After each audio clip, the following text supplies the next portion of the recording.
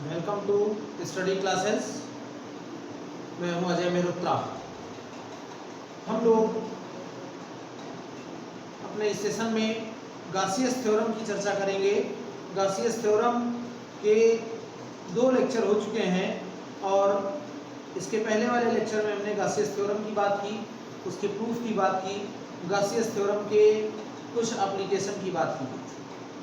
वहाँ पर एक रेखीय आवेश के कारण वैद्युत क्षेत्र की तीव्रता का सूत्र भी प्राप्त किया गया और गासियस थ्योरम का वो एक अनुप्रयोग ही है।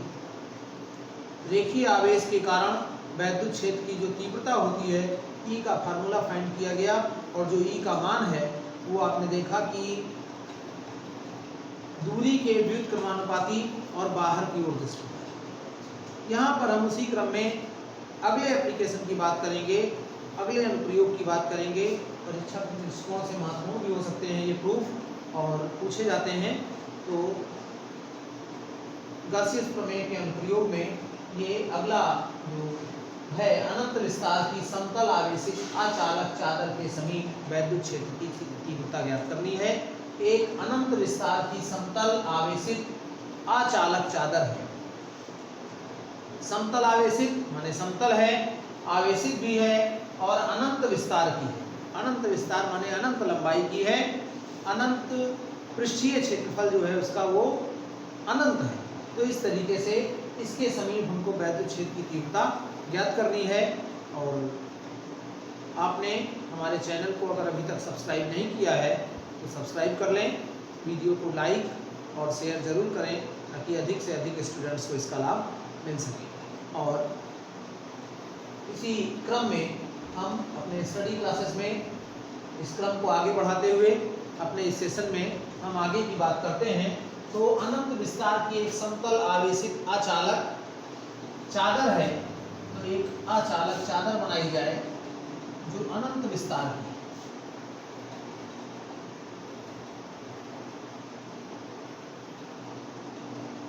इस तरीके से बनाने का मतलब यही हुआ कि अनंत विस्तार की चादर है, वो कोई सिरा नहीं है।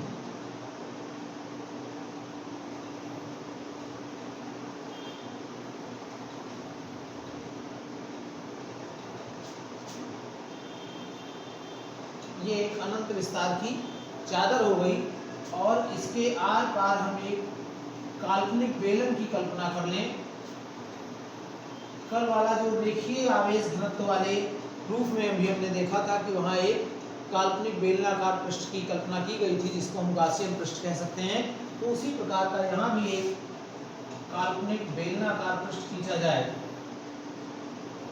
जिसका जो समतल सिरा है वो उस बिंदु से होकर जा रहा हो जहाँ पर हमको वैद्युत क्षेत्र की तीव्रता ज्ञात करनी है। यहाँ अगर ज्ञात करनी है तो इसका समतल सिरा हम इस तरीके से बनाएं कि ये इसी बिंदु से होकर जाए, माने यहाँ एक बिंदु P है जहाँ हमको विद्युत क्षेत्र की तीव्रता ज्ञात करनी है।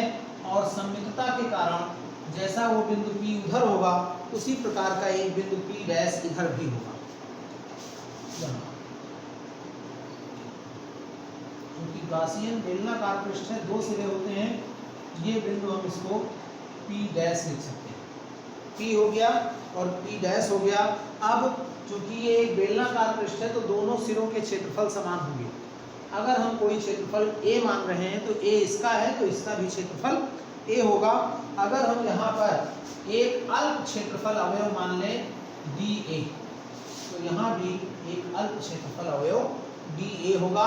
ये सममितता है, यानी यहाँ से इधर की दूरी और यहाँ से इधर की दूरी बराबर है। एक समतल चादर है ऐसे और उसके आर पार इस तरीके से एक बेलनाकार पृष्ठ की कल्पना की गई है। ये समतल चादर है अनंत विस्तार की और इस पर एक ये आर पार गासियन बेलनाकार पृष्ठ की कल्पना की गई है, माने काल्पनिक बेलनाकार पृष्ठ। तो एक तरीके से सममितता सिमेट्रिसिटी के कारण जितनी डिस्टेंस ये होगी उतने डिस्टेंस ये होगी, माने ये P बिंदु समान दूरी पर होगा चादर से। तो इधर P है, इधर P डैश है, ये दोनों एरिया सरफेस एरिया सेम होगा, समतल पृष्ठ का क्षेत्रफल बराबर होगा। तो इस तरीके से अगर हम यहाँ पर DE कहें या E कहें वैद्युत क्षेत्र की तीव्रता, तो जैसे यहाँ पर वैद्युत क्षेत्र की तीव्रता तीव्रता ई इधर की ओर होगी, वैसे यहाँ भी वैद्युत क्षेत्र की तीव्रता ई इधर की ओर दृष्ट होगी। अब अगर हम dA की बात करें तो जो वेक्टर dA होता है वो पृष्ठीय क्षेत्रफल के परपेंडिकुलर होता है और पृष्ठीय क्षेत्रफल ये है, तो जो वेक्टर dA होगा उसकी डायरेक्शन भी यही है। इसी प्रकार से यहाँ भी वेक्टर dA की डायरेक्शन ये है। हम यहाँ पर देखते हैं कि वेक्टर E और वेक्टर dA एक दूसरे के पैरेलल, वेक्टर E और वेक्टर dA एक दूसरे के पैरेलल हो जाएंगे, लेकिन जो ये वक्र पृष्ठ है यहाँ पर वेक्टर dA जो होगा वो इस प्रकार से और वेक्टर E की दिशा तो यही होगी। माने वक्र पृष्ठ पर वेक्टर E और वेक्टर dA एक दूसरे के परपेंडिकुलर होगा, जबकि समतल पृष्ठों पर वेक्टर E और वेक्टर dA एक दूसरे के समांतर होगा, यानी पैरेलल होगा। कल वाले प्रूफ में अगर आपको याद हो, आप उस वीडियो में रिप्ले करके देखिए, तो उसमें मिलेगा कि जो समतल पृष्ठ पर था वो बेलन ऐसे था, तो वक्र पृष्ठ पर पैरेलल था। E और dA वक्र पृष्ठ पर पैरेलल था क्योंकि वो बेलन ऐसे बना हुआ था और बीच में यहाँ तार था।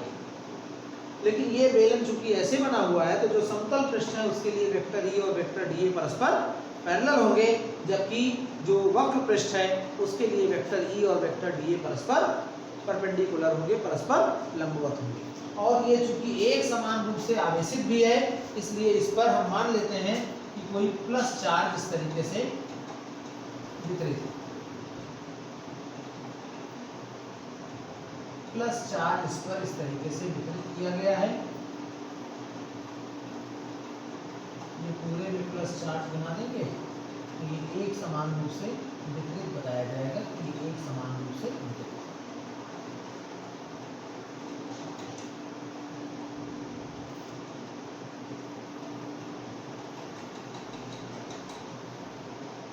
इस प्रकार से ये जो आवेश है ये पूरी समतल चादर पर एक समान रूप से वितरित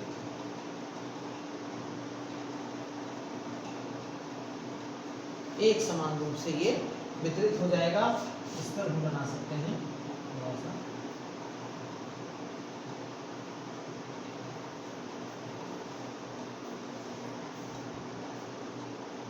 और यहाँ पर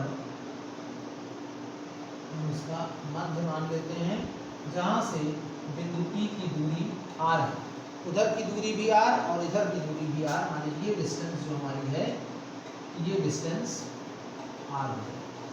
तो इस प्रकार से अगर हम एक समतल अनंत विस्तार की आवेशित अचालक चादर की बात करें तो इस तरीके का एक काल्पनिक बेलनाकार पृष्ठ हो सकता है, और माना कि इस पृष्ठ का क्षेत्रफल a है और इस पर वितरित आवेश q है, तो जो आवेश का पृष्ठीय घनत्व होगा,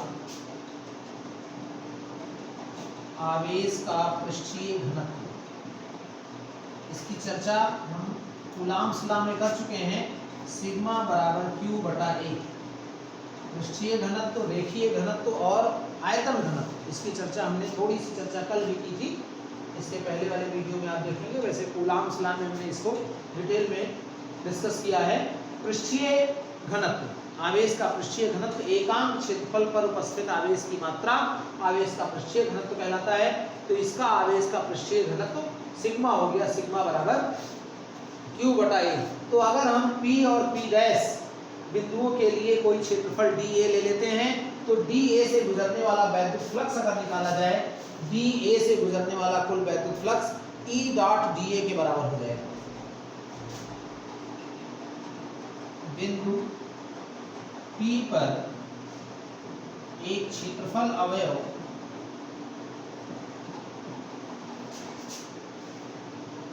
BA है, तो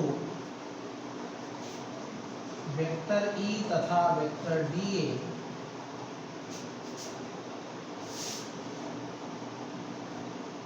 समतल सिरों पर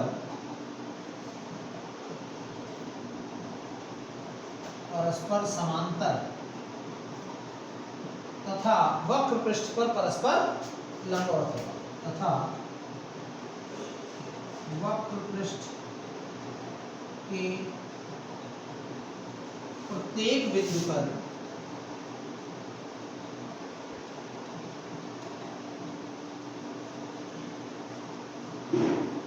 परस्पर लंबवत हो। तो इस प्रकार से जब हम इस पृष्ठ की बात करेंगे तो ई डी ए cos 0 हो जाएगा और cos 0 की वैल्यू 1 होती है। लेकिन जब वक्र पृष्ठ की बात करेंगे तो ई डी ए cos 90 हो जाएगा, cos 90 की वैल्यू 0 होती है। तो हम अगर पूरे गॉसियन बेलनाकार पृष्ठ से कुल वैद्युत फ्लक्स की बात करें, कुल वैद्युत फ्लक्स फाई की बात करें तो फाई क्या होगा, इसके लिए E dot D A plus इस पृष्ठ के लिए ई डॉट डी ए और प्लस 0। 0 कहां से हो गया, क्योंकि इसके लिए जो होगा परपेंडिकुलर यहाँ पर है वेक्टर ई और वेक्टर डी ए, तो उनके बीच का कोण 90 अंश हो जाएगा और ई डी ए cos 90 माने 0 हो जाएगा। तो इस तरीके से हम इसको लिख सकते हैं। और यहाँ पर चूंकि दोनों क्षेत्रफल बराबर हैं तो इसको हम लिख सकते हैं 2 ई डॉट डी और इसको हम होल इंटीग्रल न लगाकर यहाँ पर सरफेस इंटीग्रल भी लिख सकते हैं। सरफेस इंटीग्रल चूंकि ये बंद पृष्ठ गोलाकार पृष्ठ नहीं है इसलिए सरफेस इंटीग्रल ठीक रहेगा। तो इस तरीके से 2e और इसको हम dA e डॉट dA और इसी को लिख सकते हैं e dA cos 0। cos 0 की वैल्यू 1 हो जाती है तो ये dA हो गया और इसी को हम लिख सकते हैं 2EA। ये हमारा इक्वेशन नंबर 1 है। और गॉस की प्रमेय से, गॉस की प्रमेय कल बताई गई, इसके पहले वाले वीडियो में चर्चा की गई कि उसके भीतर उपस्थित आवेश का 1/ε0 गुना होता है और भीतर उपस्थित आवेश Q है तो फाई बराबर हो जाएगा Q/A दृष्टि Q/ε0। 1 तथा 2 से A नहीं होता है, Q/ε0 होता है तो Q/ε0 बराबर 2EA यानी E बराबर Q/2ε0A और Q/A बराबर सिग्मा। तो ये हो जाएगा Q/A बराबर सिग्मा हम लिख सकते हैं तो ये हो जाएगा सिग्मा/2ε माने E बराबर हुआ सिग्मा/2ε। तो इस प्रकार से ये वैद्युत क्षेत्र की तीव्रता का सूत्र हो जाता है। और ये भी निश्चित है कि ये दूरी पर निर्भर नहीं करता है। इसमें हमने r लिया था, जो दूरी का मान, ये जो डिस्टेंस थी r, वो कहीं सूत्र में नहीं आया है। इस सूत्र में कहीं भी r नहीं आया है और r ना आने का मतलब हुआ कि ये r पर निर्भर नहीं करता है। तो जब r पर निर्भर नहीं करता है तो चादर के समीप सभी बिंदुओं के लिए वैद्युत क्षेत्र की तीव्रता समान होगी। अगर हम किसी समतल आवेशित अचालक चादर के समीप बात करें तो सभी बिंदुओं पर वैद्युत क्षेत्र की तीव्रता समान होगी।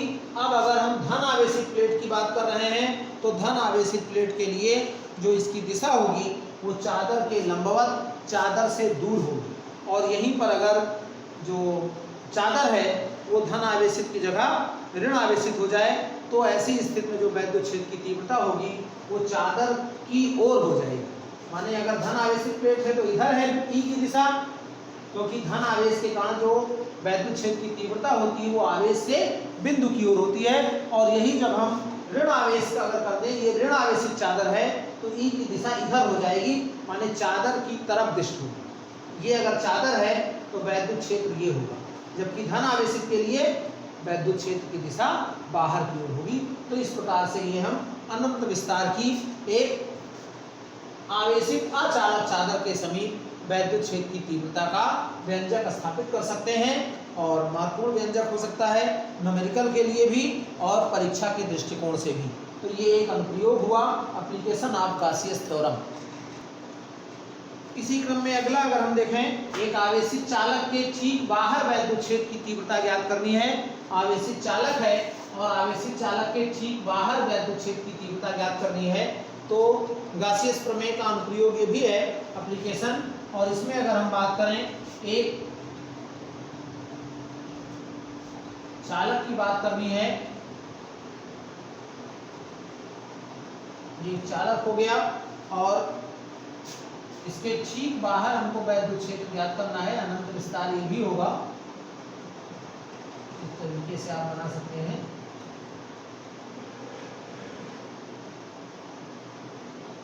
इस तरीके से इसको कर देंगे तो ये हमको चादर के तरीके से ये लगेगा।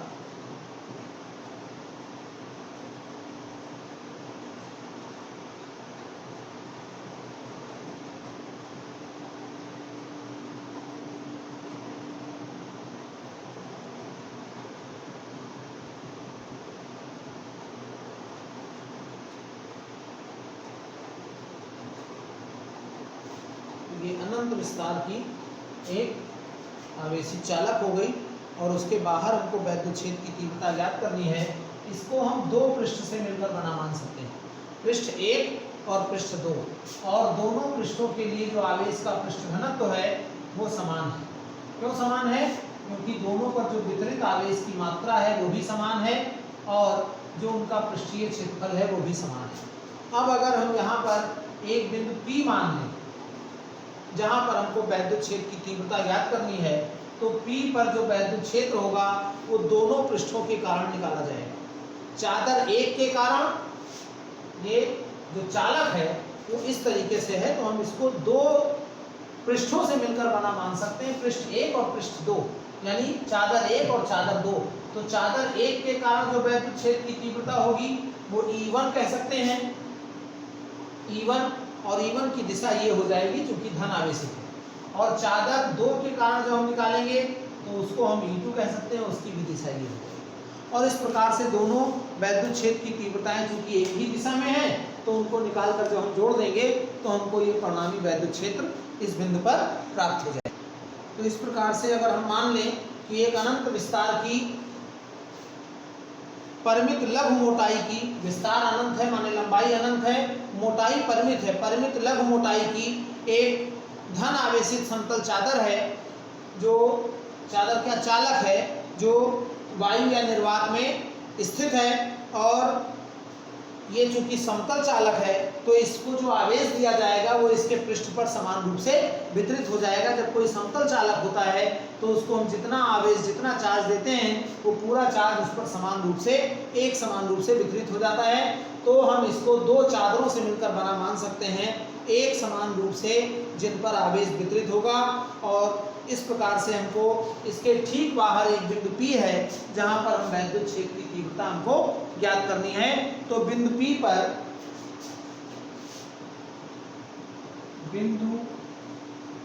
पर चादर 1 तथा 2 के कारण वैद्युत क्षेत्र क्रमशः E1 तथा E2 है। तो जो E1 तथा E2 हैं इनके मान क्रमशः क्या होंगे?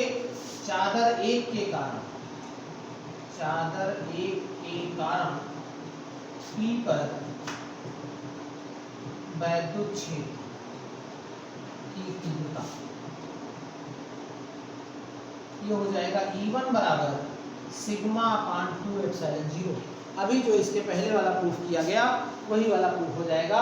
E1 बराबर सिग्मा अपान 2 एप्सिलॉन 0, चूंकि धनावेशित है तो इसकी दिशा हो जाएगी चालक 1 से P की ओर, चादर 1 से P की ओर। और इसी प्रकार से चादर 2 के कारण P पर वैद्युत क्षेत्र की तीव्रता ये E2 हो जाएगा सिग्मा अपान 2 एप्सिलॉन 0, और 2 के कारण है वो भी धनावेशित है तो इसकी भी दिशा हो जाएगी चादर 2 से P की। तो इस प्रकार से जो E1 और E2 हैं दोनों एक ही दिशा में हैं। E1 तथा E2 एक ही दिशा में है, इसलिए P पर नेट तीव्रता E equal to E1 plus E2 sigma upon 2 epsilon 0 और प्लस सिग्मा अपान 2 एप्सिलॉन, यानी सिग्मा अपान एप्सिलॉन 0। तो ये एक अनंत विस्तार की लघु मोटाई की, परिमित लघु मोटाई की आवेशित चालक है अगर, तो आवेशित चालक के ठीक बाहर वैद्युत क्षेत्र की तीव्रता का सूत्र हो जाएगा E बराबर सिग्मा अपान एप्सिलॉन 0, और जो इसकी दिशा होगी वो बाहर की ओर दिष्ट होगी, माने जो चादर से बिंदु की ओर, बाहर की ओर प्लेट के लंबवत तथा प्लेट से दूर, प्लेट के लंबवत तथा प्लेट से दूर दिशा हो जाएगी। और ये भी स्पष्ट है कि इसका मान दूरी r पर निर्भर नहीं करता है, उसके समीप कोई बिंदु बाहर है, ठीक बाहर है, तो वहां पर वैद्युत क्षेत्र सभी के लिए समान होगा।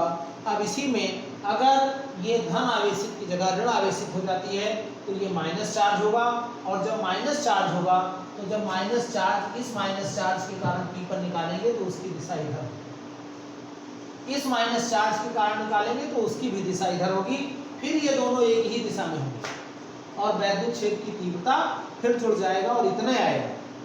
यहाँ बहुत ध्यान देने वाली बात है, अगर ये धन आवेशित की जगह ऋण आवेशित लिखकर आता है, आवेशित लिखा है तो आप यही करेंगे, लेकिन अगर पर्टिकुलर ऋण आवेशित लिखा है तो ऐसी स्थिति में हम यहाँ ऋण बदल देंगे, माने धन की जगह ऋण बना देंगे और ये दिशा बदल जाएगी। चादर 1 से P की ओर लिखा है तो यहाँ लिखेंगे P से चादर 1 की ओर, और यहाँ लिखेंगे P से चादर 2 की ओर। पूरा प्रूफ यही रहेगा, और यहाँ पर हो जाएगा फिर प्लेट के लंबवत तथा प्लेट की ओर। तो इस तरीके से ये प्रूफ हो जाता है कि आवेशित चालक के समीप बाहर वैद्युत क्षेत्र की तीव्रता का सूत्र क्या होगा, न्यूमेरिकल के लिए भी महत्वपूर्ण है, E बराबर सिग्मा अपान एप्सिलॉन 0। तो इस प्रकार से इसी क्रम में अगला जो प्रूफ है, समान पृष्ठ घनत्व की धन तथा ऋण आवेशित समांतर अचालक प्लेटों के बीच तथा बाहर वैद्युत क्षेत्र की तीव्रता। समान पृष्ठ घनत्व है, माने दो प्लेटें हैं, एक धन आवेशित है और एक ऋण आवेशित है, दोनों का जो पृष्ठीय घनत्व है वो समान है, सिग्मा हम मान लें तो उनका पृष्ठ घनत्व सिग्मा है, लेकिन ये शर्त है कि एक धन आवेशित है और एक ऋण आवेशित है। तो इन अचालक प्लेटों के बीच और प्लेटों के बाहर वैद्युत क्षेत्र की तीव्रता का सूत्र स्थापित करना है। तो उसके लिए अगर हम बात करें, एक ये अचालक प्लेट हो जाती है और एक और प्लेट दूसरी ये हो जाती है, और ये दोनों एक धन आवेशित है एक ऋण आवेशित है। तो इस प्रकार से, और आवेश का पृष्ठ घनत्व दोनों पर समान है, तो ये धन आवेशित हम मान लेते हैं और ये ऋण आवेशित, और दोनों पर आवेश का पृष्ठ घनत्व समान है। इनके बीच में एक बिंदु P है और इनके बाहर एक बिंदु P डैश है। तो हम एक एक बिंदु की बात करें, अगर हम बीच के बिंदु की बात करें तो एक तरीके से जो अभी प्रूफ कराया गया उसी तरीके से इसके कारण जब हम वैद्युत क्षेत्र की तीव्रता निकालेंगे तो सिग्मा अपान 2 एप्सिलॉन 0 आ जाएगा। दूरी पर निर्भर नहीं करता है, तो बीच की दूरी चाहे जितनी हो, तो जब हम यहाँ पर निकालेंगे तो जो वैद्युत क्षेत्र की तीव्रता आएगी वो सिग्मा अपान 2 एप्सिलॉन 0 हो जाएगा। और इस प्रकार से जो इसके कारण निकालेंगे तो वो भी सिग्मा बटे 2 एप्सिलॉन 0 हो जाएगा। ये मध्य बिंदु से मतलब नहीं है, ये बिंदु चाहे जहाँ स्थित। तो अगर हम ये माने कि समान पृष्ठ घनत्व सिग्मा की एक धन तथा एक ऋण आवेशित समांतर अचालक प्लेटें हैं और उनके बीच में एक बिंदु P है जिस पर हमको वैद्युत क्षेत्र की तीव्रता ज्ञात करनी है, और उसके बाहर एक बिंदु P डैश है उस पर भी हमको वैद्युत क्षेत्र की तीव्रता ज्ञात करनी है। तो इस प्रकार से अगर हम ये निकालते हैं कि इसको हम 1 मान लें और इसको 2 मान लें, तो 1 के कारण जब वैद्युत क्षेत्र की तीव्रता P पर निकालेंगे तो P पर सिग्मा बटे 2 एप्सिलॉन 0, प्लेट एक के कारण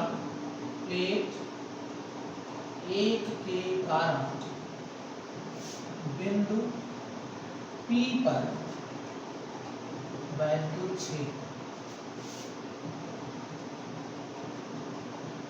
की तीव्रता E1 बराबर सिग्मा बटा 2 एप्सिलॉन जी, और इसकी दिशा क्या हो जाएगी, ये दिशा E1 की धन आवेश है, तो धन आवेश के कारण जो वैद्युत क्षेत्र की तीव्रता होती है वो प्लेट से आवेश की ओर आवेश से बिंदु की ओर दृष्ट होती है, तो ये अब इसकी दिशा हम लिख सकते हैं चादर एक से या प्लेट एक से P की ओर, और इसी प्रकार से प्लेट 2 के कारण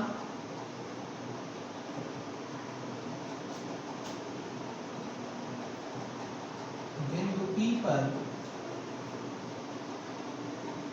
वैद्युत क्षेत्र की तीव्रता E2 बराबर हो जाएगा सिग्मा अपान 2 एप्सिलॉन जी, और इसकी भी दिशा क्या हो जाएगी, ये ऋण आवेश है तो इसकी जो दिशा होगी वो ये हो जाएगी। वैद्युत क्षेत्र की तीव्रता की दिशा जो धन आवेशित प्लेट होती है उसके कारण आवेश से बिंदु की ओर होती है, और जो ऋण आवेशित प्लेट होती है उसके कारण बिंदु से आवेश की ओर होती है। तो यहाँ P से चादर या प्लेट 2 की ओर,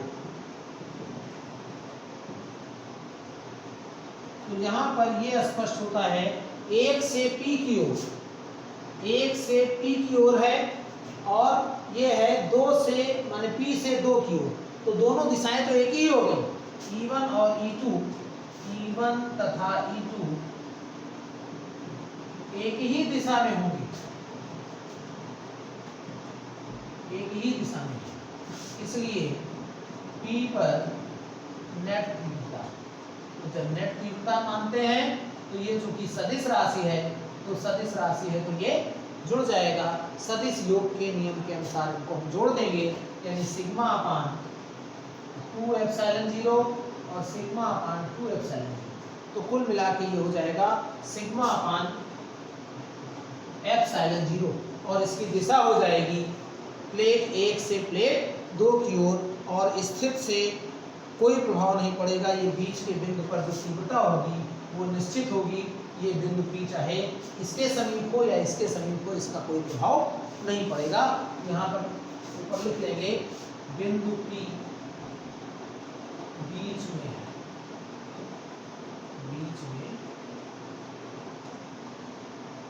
और यहाँ बिंदु P डैश प्लेटों के बाहर है,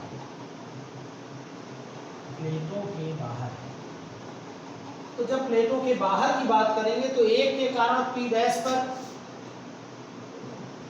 प्लेट 1 के कारण P डैश पर तीव्रता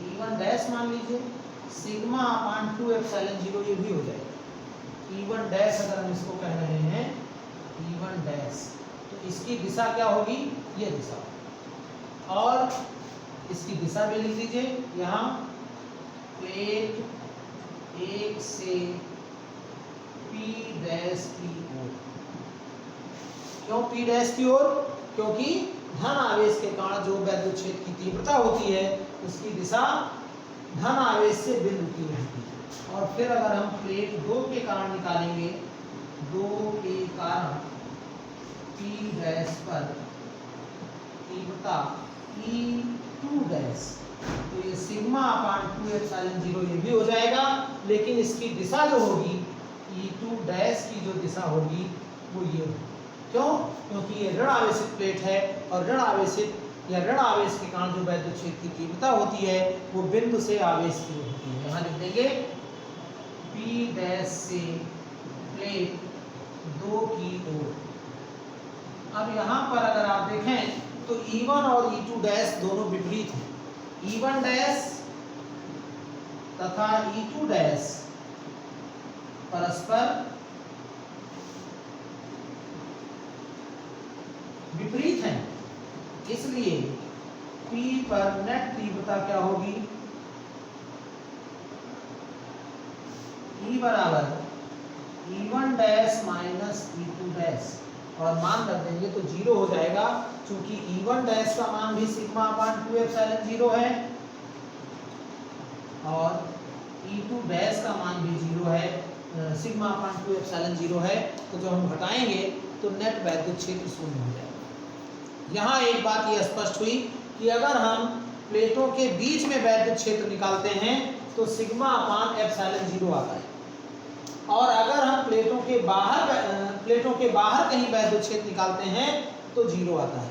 अब ये भी हो सकता है कि ये बिंदु इधर ही आ जाए, तो जब इधर लेंगे तो ये वैद्युत क्षेत्र जो होगा वो इधर की ओर दृष्ट हो जाएगा, और इसके कारण जो होगा वो इधर की ओर दृष्ट हो जाएगा, फिर भी जीरो आएगा। यानी ये बिंदु चाहे प्लेटों के बाहर बाईं ओर हो या दाईं ओर हो, दोनों स्थितियों में वैद्युत क्षेत्र की तीव्रता शून्य ही आएगी, और कोई इसका तरीका नहीं है। माने निश्चित रूप से ये वैद्युत क्षेत्र की तीव्रता बाहर शून्य होगी और बीच में सिग्मा अपान एप्सिलॉन 0 होगी। अब थोड़ी सी समस्या यहाँ ये आती है, कुछ स्टूडेंट्स ने बताया हमको कि वो नोट्स कैसे बनाते। तो जितनी बात आपको इसमें लिखनी है हम सब कुछ बोल दे रहे हैं और बाकी इसमें हम लिख दे रहे हैं, पूरा प्रूफ हम यहाँ कर दे रहे हैं। उस प्रूफ को आप पास करके, वीडियो को पास कर देखते समय पास कर दीजिए और अपनी कॉपी पर नोट कर लीजिए, और जो हम बोल रहे हैं उसको आप सुन लीजिए, फिर थोड़ा पास करके फिर सुन लीजिए, लिख लीजिए, फिर सुन लीजिए, फिर लिख लीजिए। इस प्रकार से आप नोट्स भी इसका कंप्लीट कर सकते हैं, और निश्चित रूप से आपका नोट्स और ये प्रूफ दोनों कंप्लीट हो सकता है। हम प्रयास करेंगे कि प्रूफ करने के बाद थोड़ा सा आपको टाइम दे दें ताकि आपको ये यहाँ पर दिख पावे और आप आसानी से नोट कर पाए। तो आप इस स्थिति में जैसे हम खड़े हुए हैं, इस स्थिति में जब आप पास कर देंगे तो पूरा आपको वीडियो दिख रहा है, इस पोजीशन में लाकर वीडियो को पास कर दीजिए और आराम से इसको देख कर आप नोट कर लीजिए। तो इस तरीके से आपका नोट्स भी कंप्लीट हो जाएगा, और अगर कहीं कुछ कंफ्यूजन है तो वो आप रिप्ले कर देख लेंगे तो समझ में आ रहा है। और अगर कोई दिक्कत हो रही है तो आप हमको कमेंट बॉक्स में अपनी प्रॉब्लम बताइए, हम प्रयास करेंगे कि आपकी वो प्रॉब्लम दूर करें। तो हमारे चैनल पर बने रहिए आप, और इसी प्रकार से आपको सारे कंटेंट अवेलेबल करा दिए जाएंगे जिससे आप इसका बेहतर लाभ ले पाएँ।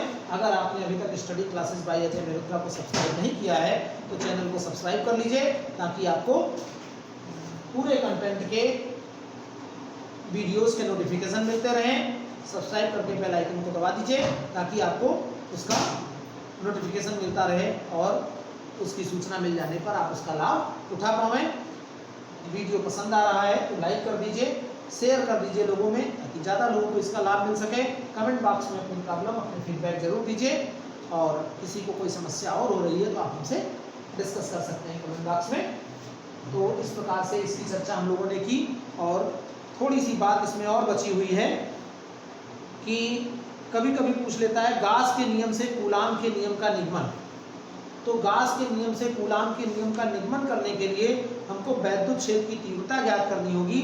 कोई बड़ा महत्वपूर्ण टॉपिक नहीं है, लेकिन वैद्युत क्षेत्र की तीव्रता ज्ञात करने के लिए जो प्रूफ कराया गया है गास की प्रमेय का, पहले हम फाई निकाल लेंगे। फाई बराबर ई डॉट डी ए होता है, तो थोड़ा सा हम उसको डिस्कस कर लेते हैं। तो पहले हम E का मान प्राप्त कर लेंगे। E बराबर 1/4 पाई एप्सिलॉन 0 Q/r², और फिर F बराबर QE होता है, Q0 पढ़ लेंगे तो 1/4 पाई एप्सिलॉन 0 Q0/r²। आप ये कूलाम का नियम भी आप करेंगे, और अगर हम देखते हैं प्रॉब्लम होती है तो अगले लेक्चर में हम इसका प्रूफ भी आपको बता देंगे। तो इस प्रकार से आप अपना फीडबैक जरूर दीजिए ताकि हम नेक्स्ट वीडियो में आपकी वो समस्या दूर करने का प्रयास कर पाएँ। निश्चित रूप से आप नोट्स अपने आप बना सकते हैं, बस आपको ध्यान ये रखना है कि जो यहाँ लिखा हुआ है वो तो आपको लिखना ही है, ऊपर कुछ थ्योरी के पार्ट्स होते हैं उनको हम पूरा पढ़ देते हैं, बोल देते हैं, तो उसको आप सुनकर और वीडियो को बार बार पास करके रिप्ले करके अपना नोट्स भी कंप्लीट कर सकते हैं। तो हमारे चैनल को आपने सब्सक्राइब नहीं किया है तो ज़रूर सब्सक्राइब कर लें, ताकि आपको कंटेंट के नोटिफिकेशन मिलते रहें। लाइक कर दीजिए, वीडियो को शेयर करना ना भूलें। तो चैनल पर बने रहने के लिए धन्यवाद।